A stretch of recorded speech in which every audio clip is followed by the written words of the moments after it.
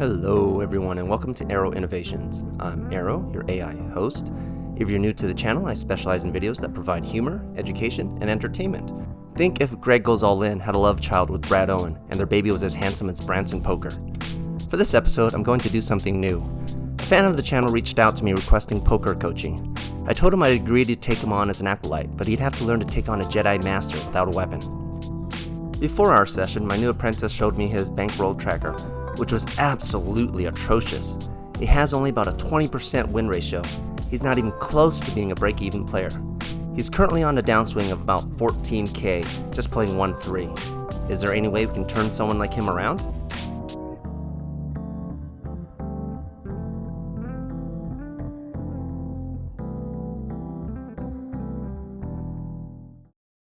What's up? I'm here with Josh, right? Aero, nice to meet you. We got a fellow fan here, and he's learning to try to play poker better. How can I help you, Josh? Yeah, basically saw your channel and super impressed with just like the content. I could tell instantly you're super knowledgeable about the game. Free gift for you, Josh. Appreciate it. Take notes. And yeah, I could tell you're like a crusher. And every video I watched, I learned a lot from your like hand breakdowns. And I'm just like a lifelong fish, so I'm trying to become a non-fish. What is your average lately? What's your hourly? Negative what? Do you have it recorded? Negative 35 an hour. 1-3. Yeah. Josh approached me and I asked him some pertinent questions like how much is your bankroll? And he's like, oh, I've got like 3K. I can play 2-5. I'm like, oh no, bro, slow your roll. You're not playing 2-5 with a 3K bankroll. Yeah. You want to have enough to take some, the swings, especially if you're starting off already as a losing player. You've got a lot of basics to learn. I say the two biggest mistakes that players make are hand selection and bet sizing. And Josh has come elaborate. Tell us about some of the mistakes you've made with bet sizing. Tell us about when you had pocket kings. Oh yeah. So that was earlier today. I played at Resorts World.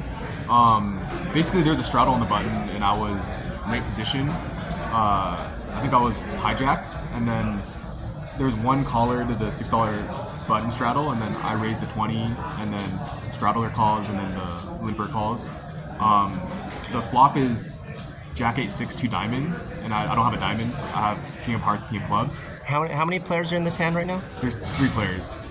So, and you made it 20? I made it 20 pre-flop. So okay, so 60. Okay. And then first guy checks. I actually checked to be deceptive, and then the straddler bets $18. So then... Which is a tiny third pot bet. Yeah, tiny third pot bet. The other guy comes along, and then I bet... I raise it to 50. So I check raise from 18 to 50. Okay. And then the straddler calls, and the other guy gets out of the way. So now your head's up. Heads up. And then the turn is actual card. So the turn is the third diamond is like we can say like 3 or 4 of diamond. It's somewhat inconsequential, and then I decided to turn my hand into like a bluff basically. So I continue it for $60 on the turn, and then the guy calls as well and comes along. And then the river's a 4th 9 of diamonds, so there's 4 diamonds out on the board. I don't have a single diamond. So then I bet 65, and then I bet 100, I just flick in a black chip, and then he's like, if you got a diamond, you win, and then he calls with 5-7 offsuit. So he basically rivered the straight, but he also had a 7 of diamonds. So I lost that pot. Okay, so we're going to discuss the multiple mistakes you made this hand, starting from pre-flop. You're playing 1-3. The advice I give so far on my channel is based on 2-5. I'm sure you can learn on the internet. When you play different stakes, there's different strategies. When you play in 1-3, you don't need to use as much deception. It's pretty much, play better hands and use proper bet sizing. Your mistake was right from the pre-flop. You raised to 20 when there's already a straddle to 6 and 1 limper. 1-3 players, they're pretty, you're playing with barely over 100 blinds. I would say that raising right in front of the beginning should be at least 30. Plus you already have the 1 limper. So 30, if not even 35.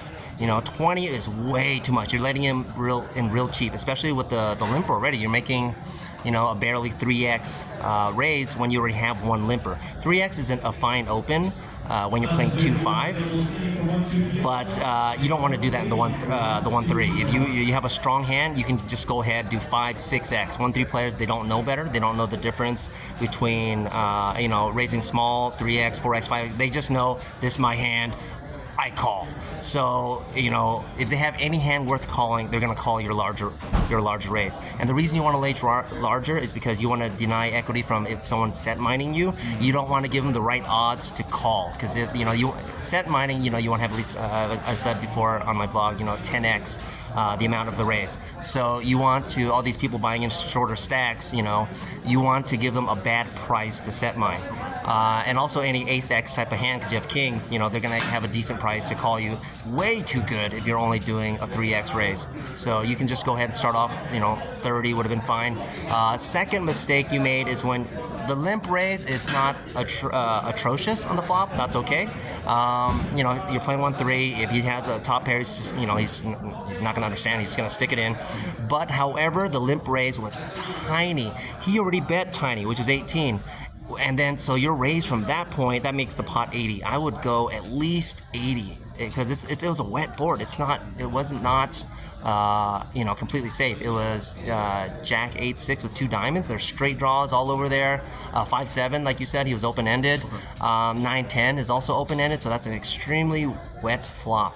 So I would have popped at least 80. And then when the third diamond hits on the turn, now you have no idea where you're at because you bet too small on the flop. So then the continued mistake you made from that point is continuing to bet. I would check back that turn because, if he has a flush, you're drawing 0 outs at this point. You don't even have the king of diamonds. And then especially the bet on the river was massively atrocious because, I don't understand what you're expecting a call from. And why would you ever want to turn an overpair into a bluff? You could very well have the best hand. It doesn't make sense to turn a big hand like that into a bluff. Plus, at this point, I'd be calling you with any mediocre diamond. The guy didn't even know he had a diamond and he called you because this is 1-3. Like I said, you're teaching. You're trying to say, use an elaborate plan, but I don't know what you're trying to credibly represent. You didn't even check your hand. I assume you just kept betting. All right.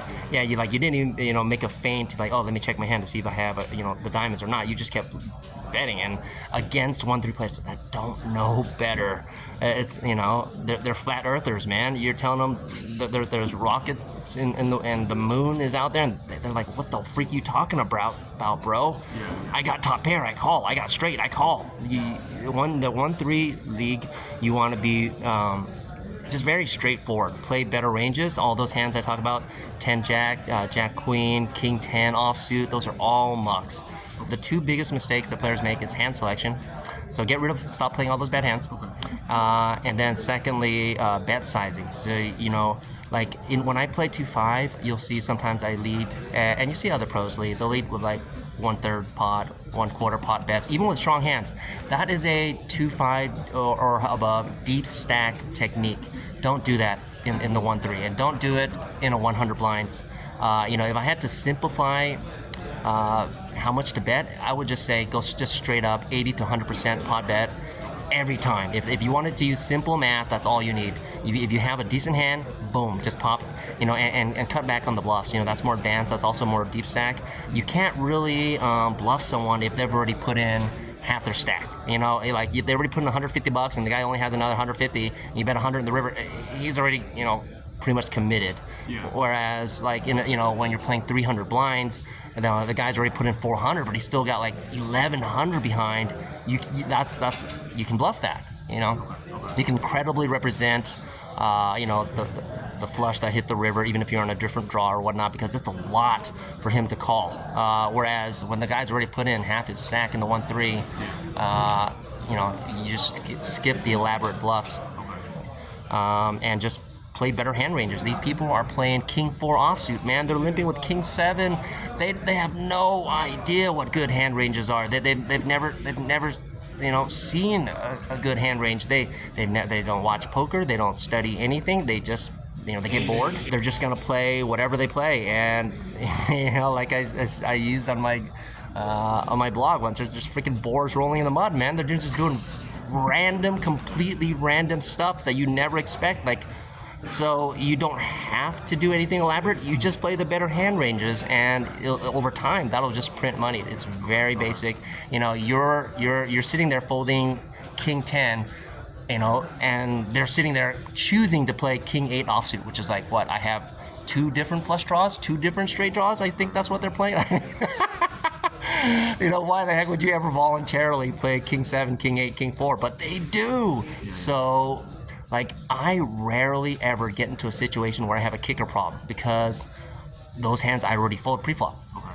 And I also play weaker hands only in position so that you know you can fold once you hit your hand and the guy keeps betting out. You know that you're playing a weaker kicker. It's no good. But you're in position.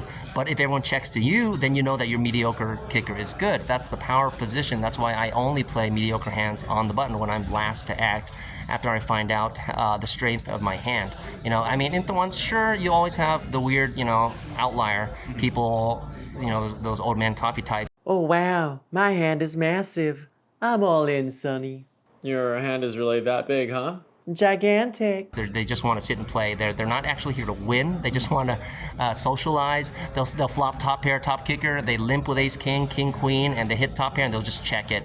But that's not the norm, huh? It's pretty face up. No, I'm just saying that that's not the norm. They're not here to win amounts of money. They just want to socialize and play. But that's not the norm. You know, normally if someone checks it to you and you're sitting there with top pair with a good kicker like a jack or a 10, normally you're going to be pretty decent, and then you can find that out because you're on the button.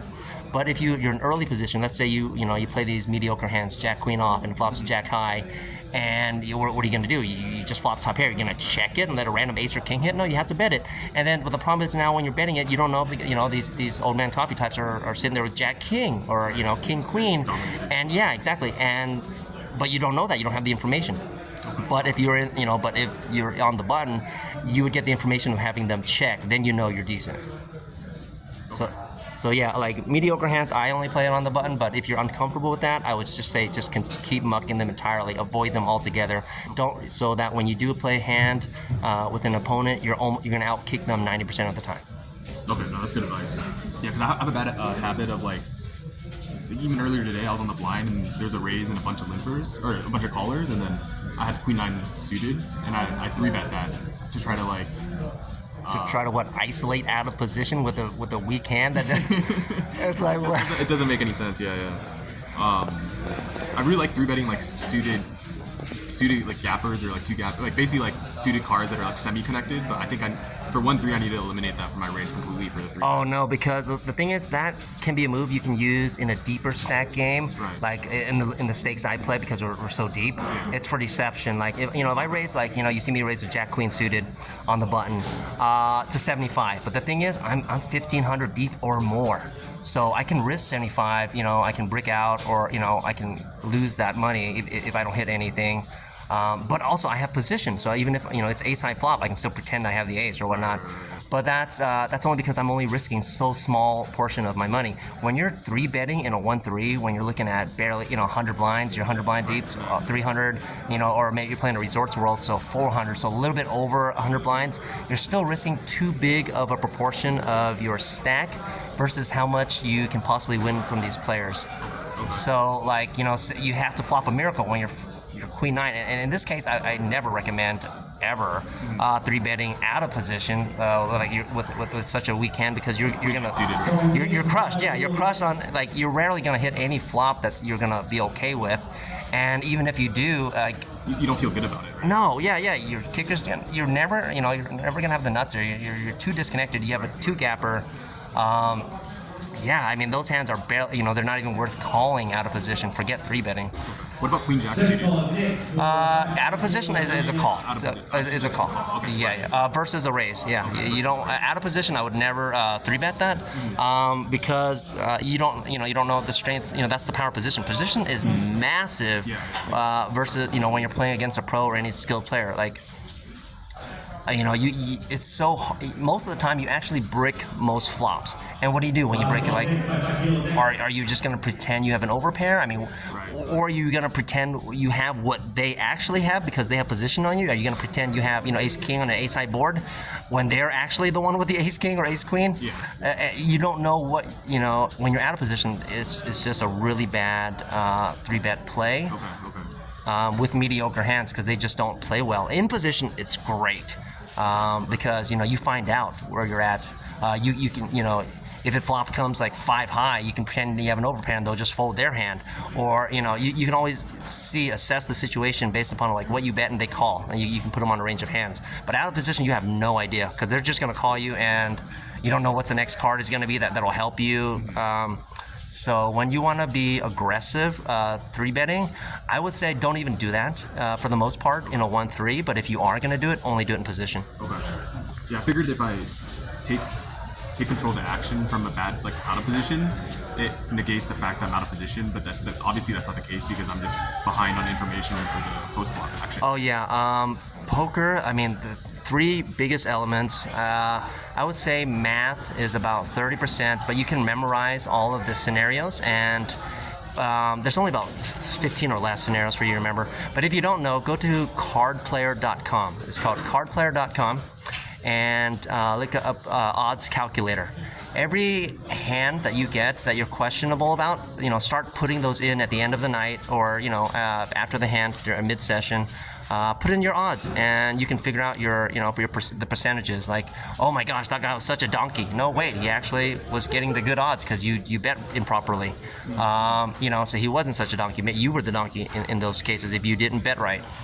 So put until you familiarize yourself. Like for instance, you can know on the drop of a hat that a flush draw, typically 37%. Flush draw with 1 over is, you've got 12 outs. That's about roughly 42%, 42 to 45. And then, if you have an open end, straight and flush draw, that's 15 outs. That's 55%. If you have flush draw and a pair, assuming they don't have one of your flush cards, that's 14 outs. That's almost exactly 50-50.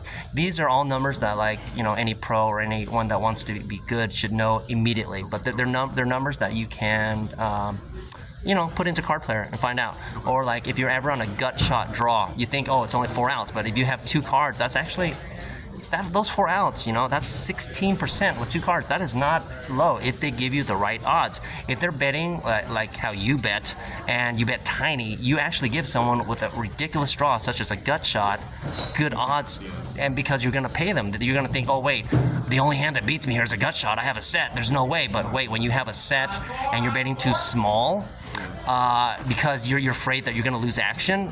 Don't if you ever have top set, just pretend it's top pair, because if you have top set, what do other people have? They don't have anything. So especially on boards that don't have a flush draw or whatnot, you have to protect your hand. So you have to bet big, regardless of the fact that you do have top set. You want to charge people for their draws, even if it's a drawing dead. Even if the board pairs on the turn and they have an obvious flush draw, bet again and bet 60-70% of the pot, because then they'll think, oh wait, this guy can't well, at the 1-3 they don't even think that far, but normally they think this guy can't have a boat, he just bet 70% of the pot. I might flush draw with my 2 overs, I'm drawing so live here, I've got 15 outs. So basically, a lot of equity denial, and What percentages? You said 30% is math. Oh yes, mostly the other 70% is psychology. It's being able to put people on a range of hands based on how they're playing. Like for instance, the different types of poker players, the aggressive type,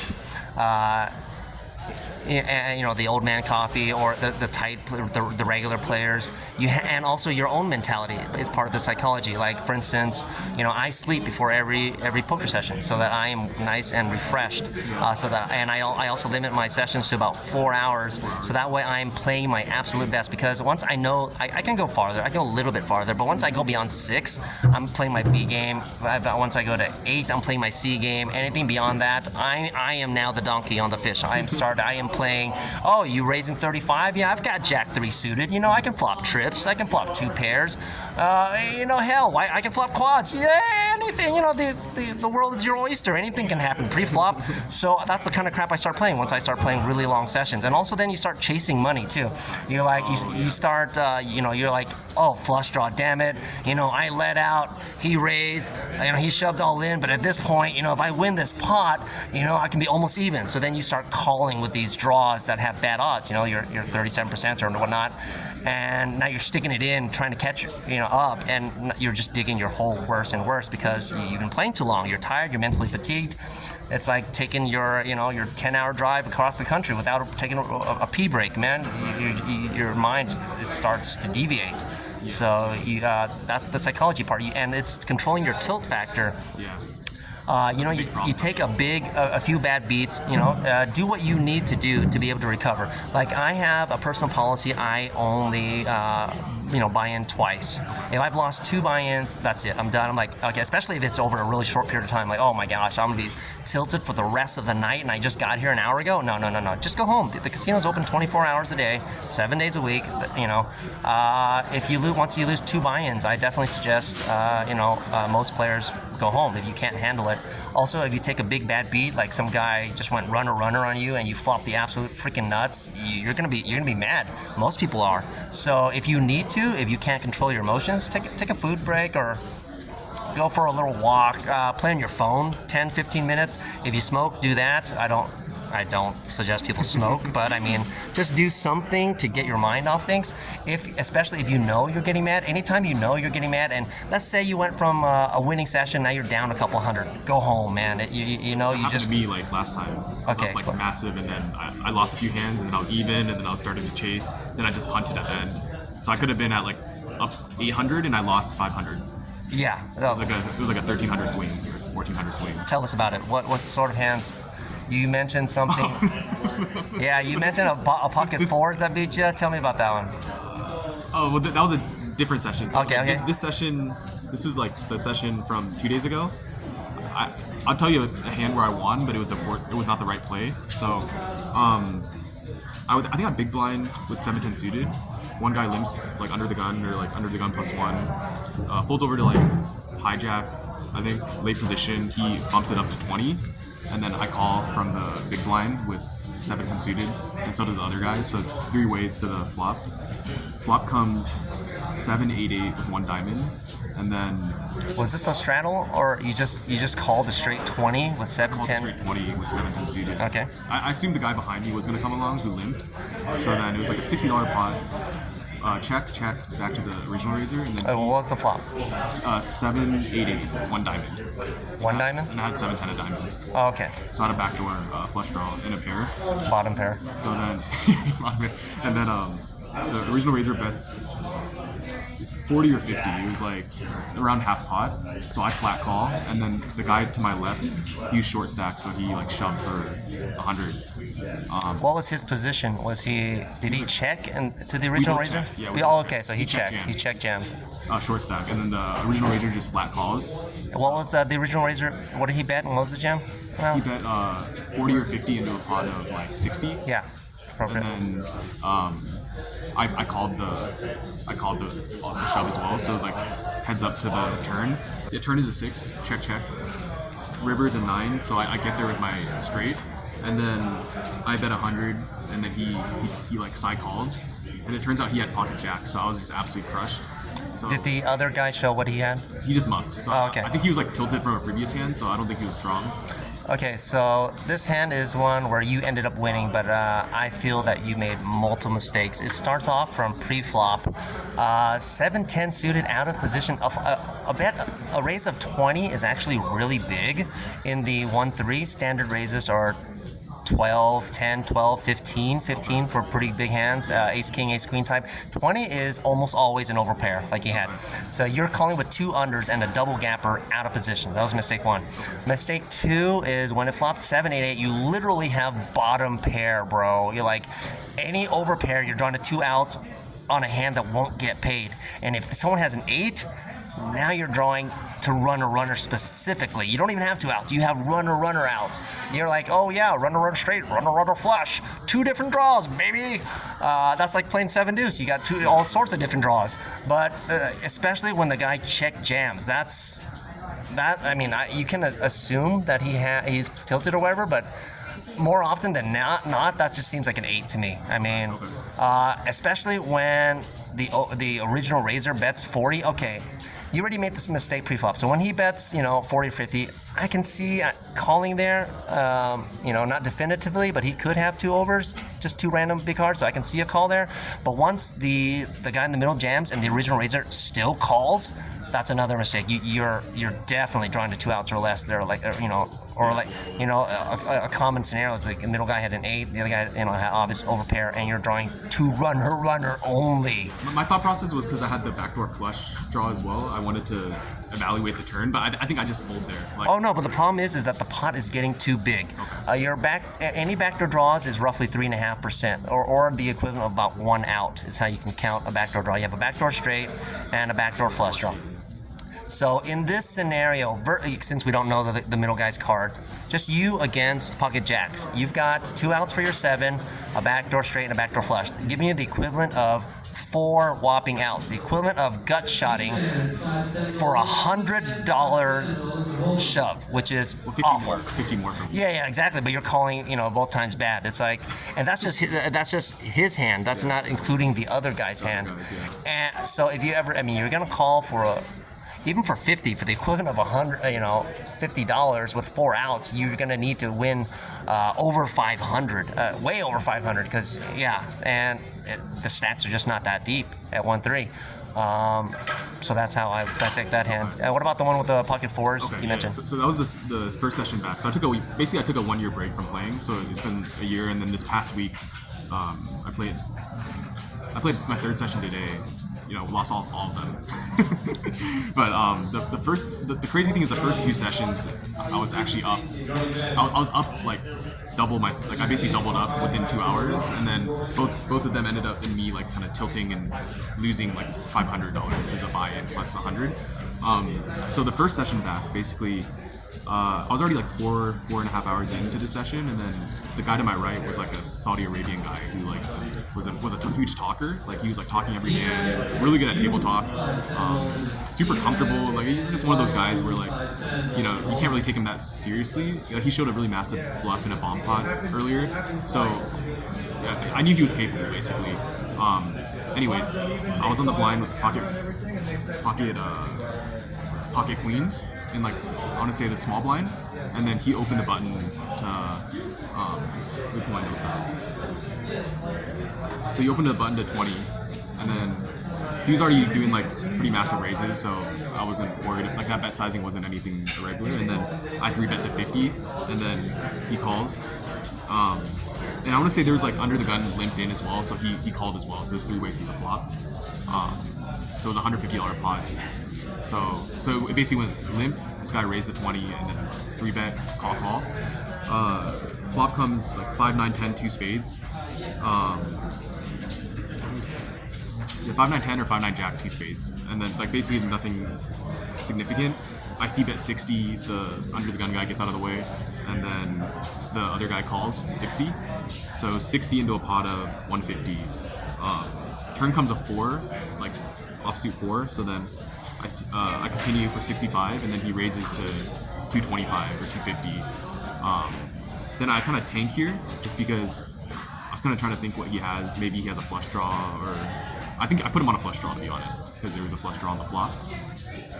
So I tanked, but then I ended up just calling the 225. And then the river was a king of spades, and I check, and he puts me all in for another like 300, because I had like 600 or 700 effective. And honestly, I should have got away, but I felt like I had to see it kind of thing. But I should have just let it go at the king of spades, because I'm not beating anything at that point. Flush gets there, if he had ace king gets there, like I basically just beat a bluff. And then he shows down pocket 4s, so he stacks me. And then basically a night that I was actually playing decent, I lost everything in that one hand. Okay, so let's discuss this hand. Mistakes again, starting from pre-flop, using what I mentioned. Bet sizing. You see him have you made bet sizing errors multiple times during this hand. When he made it 20, it's appropriate. There was no live at this hand, right? It was just a regular $3 limp. There might have been a straddle on the button to 6. I forget. Okay, regardless, the 20 raise is fine, but once you already have a raise and the fact that you're out of position, remember that in my vlog when I had ace king suited, I said if I was to open, I would open to 20, but because I'm out of position, I'm going to raise more. That's what you always have to do when you're raising out of position, because position is incredibly powerful. And something that if you're out of position, you have to charge more for. So you have queens. Let's say it's a king high flop. In this case, it wasn't, but let's say it was. What do? Do you check? Like, a lot of times they don't even have a king, but because you're out of position, you're afraid of the king, you don't know what to do. So that's why you have to charge more. That way you can bring their range of hands into something that you can like put them on, like pocket pairs, two big overs or whatnot. Your range, your raise pre-flop should have been at least, I would say, 65. So because you also have the limper. So now you got a three-handed out of position. That's bad. You have no idea what any of these guys have. So yeah, pre-flop was already a mistake. I would have gone at least 65. 50 was too small. You got them both in and you're out of position. Then your flop lead, it was a wet as heck flop. Like you said, 9-10 or 9-jack. Either way, there's there's a flush draw, there's straight draws. Yeah, especially in a 1-3, you can be a little bit more deceptive in 2-5, get people to call it bad hands. In a 1-3, they just don't know better. So I would have led there a pot of 150. I would have gone at least like 120, not 60, double what you bet. So that when they call, you have them on one of two possible hands. Either he's got like ace-jack type hand, or he's on a flush draw. That's the most probable. With that bet of 60 and your stack sizes, he was, it was a bad call for him. But again, these are 1-3 players. But he got not terrible math because he did stack you. He's risking 60. With let's see, each card with about less than 5% per card, but to take your stack. So he's supposed to win at least 1,200. But these are 1-3 players. They're not doing math. So he risked 60 to take your whole stack of 600 or 700, and that was your error. You're trying to win an extra 60 when there's already 150 trapped. You have to not think about just the money in the middle, but how deep you are, how much you have to protect your stack. And also you want to target hands, like you see on my vlog. A lot of times I'll say I'm targeting exactly 10s or jacks. You know what I mean? You have to know what hands your opponents have. So when you make a big enough bet, you get information. Because poker is a huge game of information. The things you need math, you need psychology, and you need information gathering. You make your raises and you make your bets so that you get information on what your opponents could have, what their range of hands is. When you make a near pot size bet, that's only going to leave two type of hands. It's going to leave either top pair type of hand or the flush draw. If he has a set, you're going to find out right away. And you found out on the turn and you still continued. I should have just folded the turn rate. Oh yeah, because your flop bet was so small. It may seem insignificant. It actually hit them in this case, but he could have just as easily had trapped the flop with a set. Whereas if you come out betting 120, especially in a 1-3 game, they're not going to. They can't keep their cool to trap with that. They're just going to shove right then and there, and then you can reassess. Okay, how loose is this guy? Does he have a flush draw, or is he doing this with a set? So you gather information based on your bet, and you didn't gather any information when you only bet 60. And then on the river, that was definitely it already made the mistake of calling on the turn. But like you said, what do you beat? You don't beat a king. You don't beat the flush. You don't beat. If it was 9-jack, you could have 10 queen. That makes a straight as well. You don't beat anything. Yeah. So don't get married to your hand. Be able to, like I say in my vlogs, I'll make a bet and I'm fully willing to fold if I get any considerable raise. Because, you haven't seen it yet in the vlog, but people have not been raising because people generally, they're going to play their hand. If they do have a monstrous hand, don't get married. It's a jack high. It could be a jack high flop. You have an overpair. But, most of the time, especially in 1-3, when people, are raising big, they've got you beat, most of the time. Okay. So assess the player, like how loose they are, but don't get married to your hand. Be willing to let it go. Like queens, it's third best starting hand. Like for me, I don't even like kings. But, once you see a board where like you can't beat anything, why call? Like, what's he randomly going to show there? Like ace high flush that missed? I mean, compared to all the different hands you lose, so you lose sets, 2 pairs, queen 10. Even the flush makes it. So Yeah, she got it really on the river. Let's say like, okay, theoretically, if I bet 120 and then he calls, if he calls on the flop, do I shut down the turn? No, that means he has a draw of some sort. That turn, okay, in this case, if he calls you with a pocket fours there and just beats you, you just gonna have to pay him. Yeah, you're just gonna take the loss. Let's say I bet 120 on the flop, so it's like after the flop. Let's say he calls, right? So it's like 390. 290. 390. 390. Yeah, 390, and then I still have because I started the hand with like 700 something, so I still have like 500 behind or so. Yeah, but the pot of being 390, you barely have like more than the pot. Yeah. This over. Yeah, at that point on the turn, you can just shove, but that's pretty strong. I would do if you're down to heads up. Okay, let's say he has a hand that's not pocket fours. We're talking about a different scenario this time, and the pot's 390. I would do like a 300 bet. 300. Yeah. With the plan of getting it in on the river. Oh yeah. But if it's like a wet river, like that benefits him more, do I just shut down, or do you still just okay? Then again, no. Then you can save yourself your last 300-400. If that king of spades on the river, if he's already called you twice, he doesn't have a jack here. If he's calling for bets that big, he's definitely on a draw, and that king of spades completes both draws, the straight and the flush. See, so in this scenario, like you save yourself the 300-400. Okay. Like like in my vlog when I had the hand where I had king queen and like. On the turn, I said just shut down, save yourself 200. Like it's $200. It's people are working hard, minimum wage jobs and whatnot. $200 is $200, man. Right. Even though you're like, oh, I'm already committed. No, never feel committed when you're looking at death in the face. It's already the river. There are no more cards to come. There's no committing left. There is. Especially at 1-3, they're almost always playing face up. If they're just calling, that's 99% of the time that's a draw. Okay. Basically, I just need to like fix my bet sizing. Huge, which is very common for amateur players. Like I said, the simplest thing is just follow 80% every time, and you can't go wrong. You can learn more advanced techniques, but that's for when you're more advanced yourself. It's a very simple rule to follow. Just bet 80% to 100% whenever you've got it. You know what I mean? Okay, 80 to 100. So this is Josh. This is how he's starting off. He's day one, pretty big losing player. We're gonna continue this series, and we'll see how we do the next time we talk to Josh.